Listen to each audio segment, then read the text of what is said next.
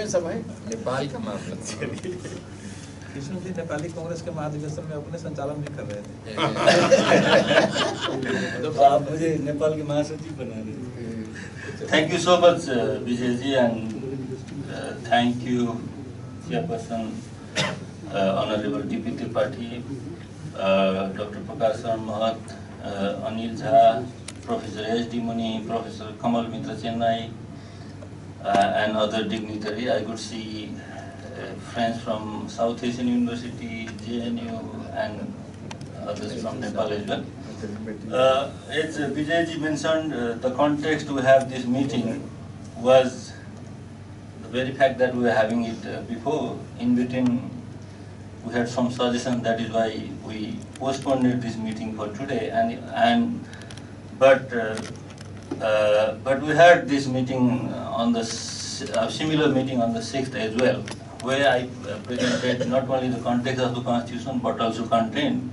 So since there are senior leaders and senior scholars like S.D. Muni and Dr. Prakash Mahat, he was in fact a member of the Constitution Drafting Committee as well. And even Anil Jha, he by and large also is involved, because in the last Constitution Assembly he was member. This time, though he is not a member, he is a half member because his wife is there.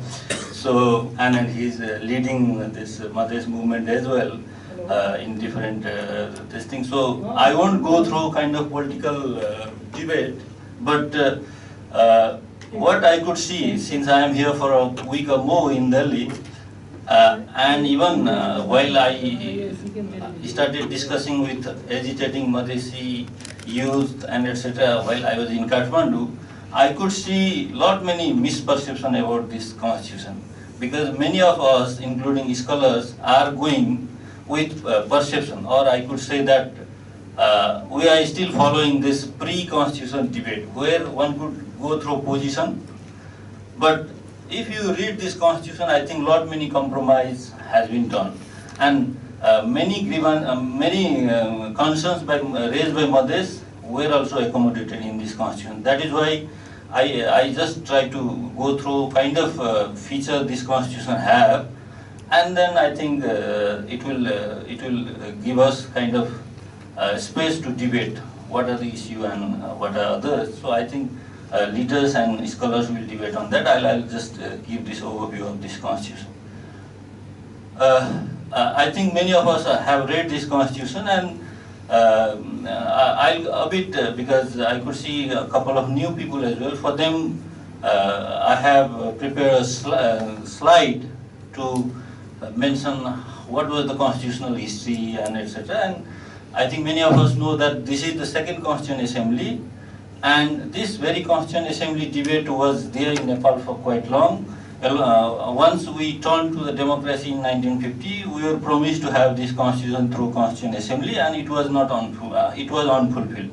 That is why the aspiration within Nepalese was such that if we have a constitution through Constituent Assembly, and it may be good for people, because yes, we have, this is our 7th constitution, but all the constitutions were there either by dictator monarch or through commission and etc. So for the first time we are having this constitution with the aspiration that if people are given this opportunity to have this constitution, maybe it will be democratic and it will be good for people.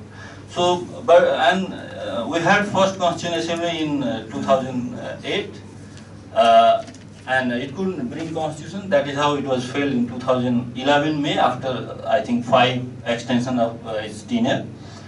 And there was sort of constitutional crisis, and we could eventually agree to go for second Constituent Assembly election, and the task to hold this Constituent Assembly election was given to Supreme Court, sitting Supreme Court Justice, this and that. I think I shouldn't go into detail.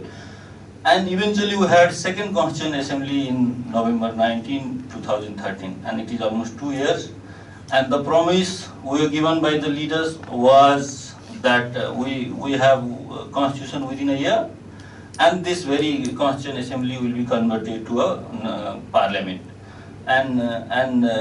since we didn't have constitution within a year, there was hue and cry in Kathmandu, but eventually, because it was not mentioned in the constitution, that is why there was safe side for parties. They were saying that, oh, we can continue because we have time. And eventually we started this constitution making process, unfortunately after the devastating earthquake in Nepal. It would have been good to concentrate on this rebuilding process, but all of a sudden, I don't know what were the causes, but we focused on the constitution making process and we went through 16-point agenda, this and that, and eventually we have constitution by 20th September 2015. As I mentioned here, I think before the constitution, it is obvious that everybody have right, or everybody assert for their position, so that they could have something in the constitution. I think that is how I could see all movements before the constitution genuine and spontaneous. But after the constitution, I think once constitution is there, this movement would have taken different shape, and that at least for Madhesh movement we could see. And in Madhesh, I think it is almost 3 months. There is bond, as Vijayji mentioned, there is number of killing as well. And while we promulgated constitution, it was not celebrated by all. Obviously, in Madhesh, since there was agitation, Madhesh couldn't celebrate this, unfortunately. But as I told you, I'll only focus on this constitutional thing, and if there is question, I'll take later on. So, Vivek, next. This is 7th constitution according to our constitutional history. I don't think that we should follow. Next. If we follow this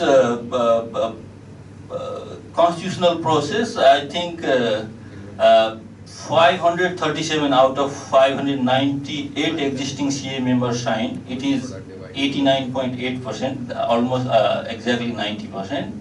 And who didn't sign were the number who didn't sign were the 61 lawmakers, including 58 from Madheshi parties, and 3 from this 1 from Maoist and 2 Nepali Congress MPs were absent. That is why this number went to 61. And out of this 61 also, you see these 14 members represented by led by Madheshi Janadhikar Forum Democratic. There was a party for this 16-point agreement, and now they are in the government having this deputy prime ministership. So if you minus this, and maybe this number will be a bit less. Next.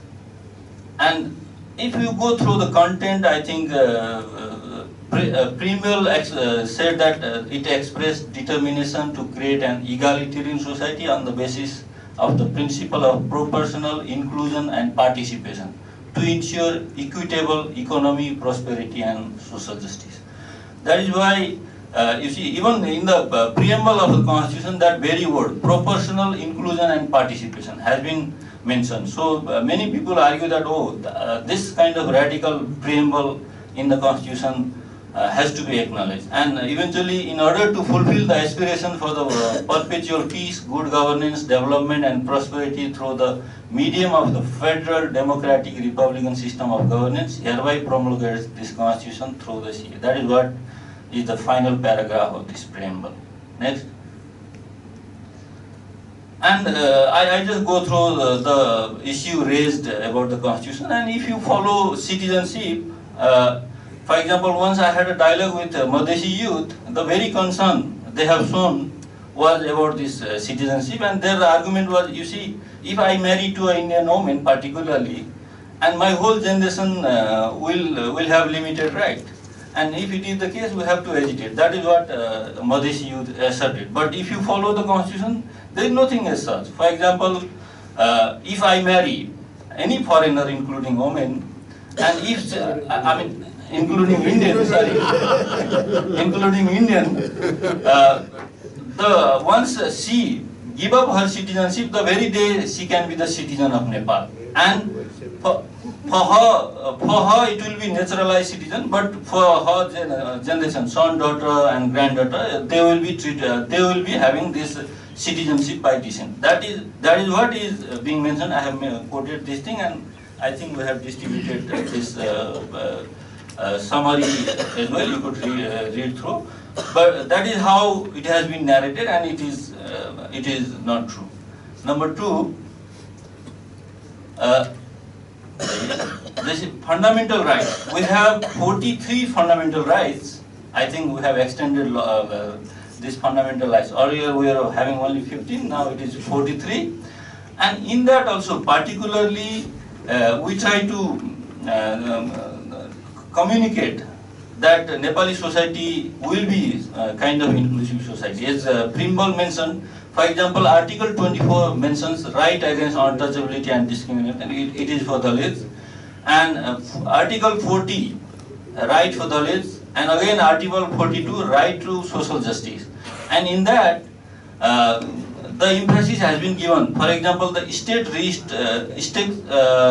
right to employment in state structures on the basis of the principle of inclusion. Here also, this constitution stated that there will be kind of principle of inclusion. And Madhesh is raising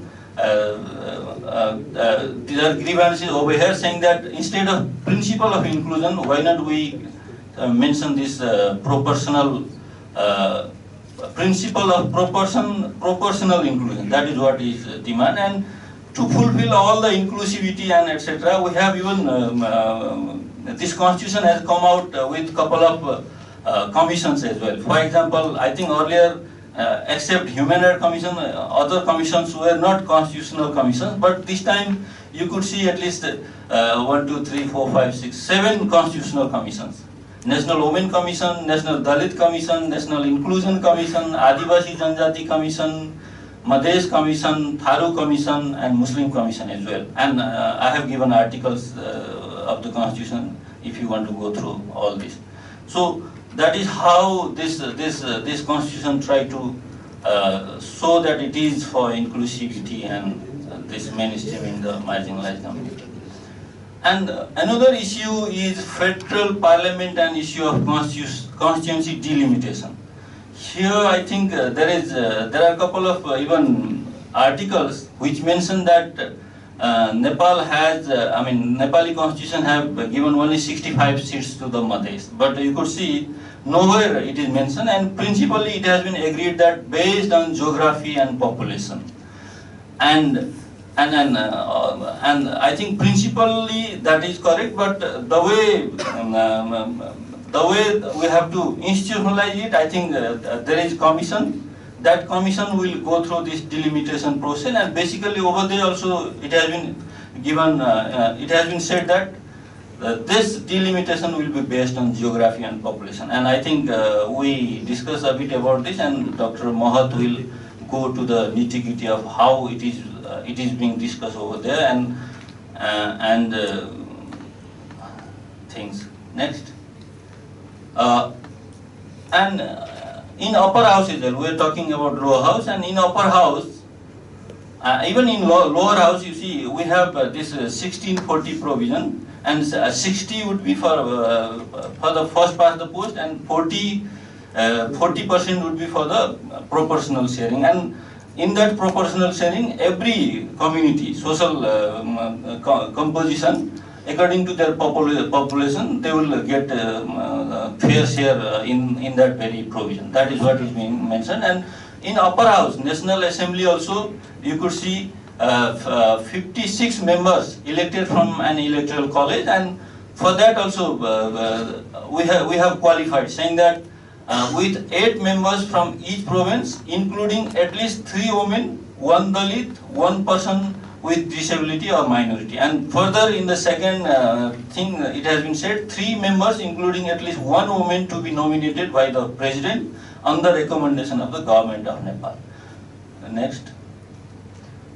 So, and it has further emphasized, for example, earlier even if we had 30% assurance for the women, sometimes we couldn't fulfill because parties would go with sort of liberty. For example, if there is issue of percentage, if one gets 3.5% 3, then they will send only 3%, and along with this very small margin, for example, in this Constituent Assembly, even if we issue 33, women could secure only 29%. That is why this Constitution has emphasized to assure 33% representation of women. For example, Article 84(7), in case of vacancy of a seat of a member in House of Representatives, while still ahead of 6 months of its term, such vacancy shall be fulfilled through process by which said member has been elected. This article is saying that, from wherever they got elected, eventually that would be the constituency to get elected if the seat is being vacated. And second clause, Article 84(8), notwithstanding anything contained elsewhere in the article, women should account for at least 1/3 of the total member elected from party in the federal parliament. That is how this constitution tried to assure at least 30% from everywhere.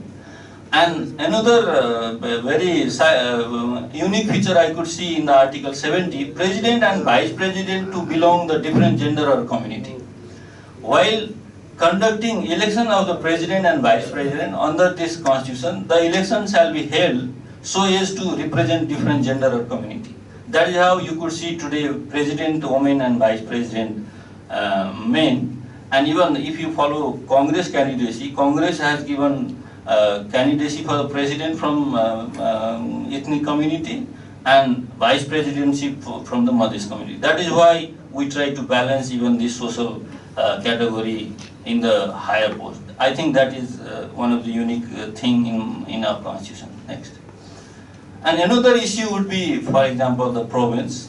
And there were sort of illusion even in that context as well, as if all province were having north-south boundary. But you could see over there are at least two federal units which are having only, which are bordering only to India. And particularly, I think it has acknowledged the aspiration of Madhes. In fact, Madhes was the one which popularized this very agenda of secular, this federalism. That is how I think this Eastern Tarai belt, starting from Parsa to Saptari, 8 districts province. It is the second largest province in out of 7. For example, the first largest would be the third one with Kathmandu, which would be having 5.5 million people, and this Madhes would be having 5.3 million people. And third would be this again this fifth province with 4.8 million people. So that is what is about this province. And next. And there was anxiety about this citizenship by naturalized citizen. For example, I was just discussing with Professor Muni. I could watch one TV show along where he was also invited along with Ambassador Rakesh Sood and this foreign cell chief of BJP. And he was narrating as if, I mean, he categorically said that according to the provision of the citizenship, even today's President Ram Baran Yadav won't be qualified to contest next time. That is this BJP. Yeah, right. Sorry, right. you are using it. No. I'm saying you are also over in that show. I'm just referring. But he has more cells than the BJP. Pardon? More cells Yeah. than the BJP. Yeah, that is why I think it is also important. So, if follow this citizenship provision, number one, those who are having citizenship till the constitution was promulgated, till the date when constitution, I mean September 20th, all would be, all won't be having this provision because they are treated as if all naturalized citizens, no inequality for any of those who have had citizenship before the constitution. And number two, as I narrated, it is not generational. And then if you see even this constitution, I don't know, maybe politician will clarify about this. For example, if you go through Article 291, it has even disqualified for people like me. For example, if you follow this 291 article, not eligible for appointment. You see, anything elsewhere in the constitution, a Nepali citizen having obtained permanent residence permission of a foreign country shall not be eligible for election, nomination of appointment to the position to be elected, nominated or appointed according to this constitution. That is why, number one, it is not it has nothing for those who were citizen earlier. Number two, this I think politician will define, Dr. Mohat and Anil ji, and even I could see His Excellency Ambassador Deep Kumar Upadhyay. So these are the constitutional provisions, but people take it in a different way. That is why I think I come up with this slides. Next. I think this slide, I think Dr. Mohat will elaborate, and I think it is better for me to stop right here. Thank you so much.